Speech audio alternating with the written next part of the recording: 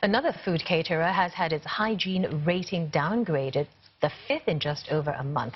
Stamford Catering is now rated C after more than 50 people fell ill from consuming its food in March. An inspection of its premises turned up multiple lapses. Large amounts of bacteria were found in food and environmental samples. There were also poor safety processes and poor housekeeping of appliances. The caterer has rectified the lapses, but the Singapore Food Agency says it will continue to monitor the situation and review the food hygiene grade in 12 months.